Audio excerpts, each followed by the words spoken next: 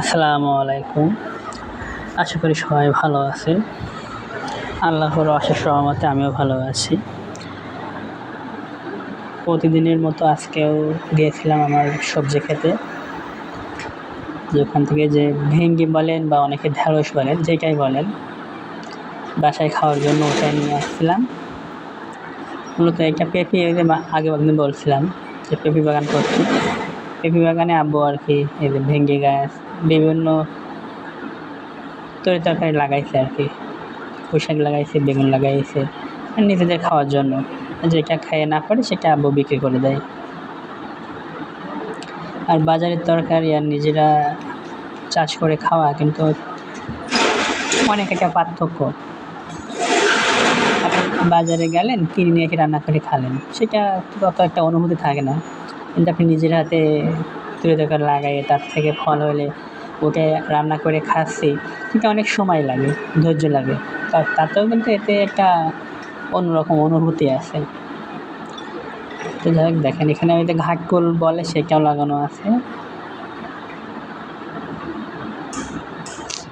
আর পেঁপে তো এখনও পেঁপে ধরেনি, তাই প্রত্যেকটা গাছে ফুল আসছে। আশা করা যায় খুব শীঘ্রই পেঁপে গাছে পেঁপে আসবে আর কি, পেঁপে ধরবে। দেখেন কত সুন্দর ঢেঁড়স হয়েছে। তবে এটা ওঠাতে আমার খুব সমস্যা ছিল, আর ভিডিও করতে সমস্যা ছিল। সাথে করে ছুরি নিয়ে গেছিলাম, কিন্তু এক হাতে ফোন ধরবো না ভেঙে কাটবো।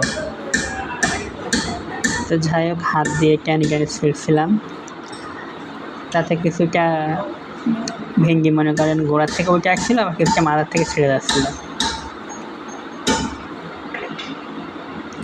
আপনারা দেখতে পাচ্ছেন অনেক বল খাটাতে হচ্ছে।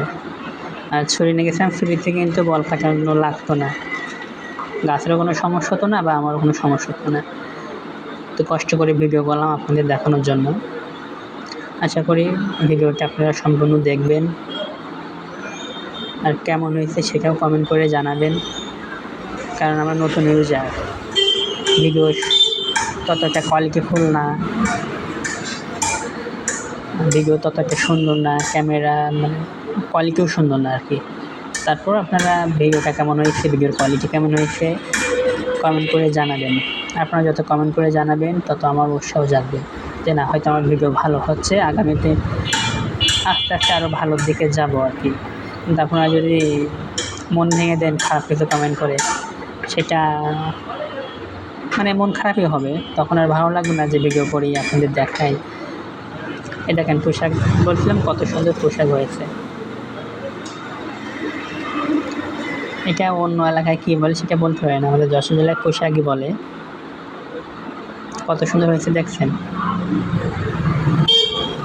এগুলো উঠাইছিলাম বাসায় খাওয়ার জন্য আর কি।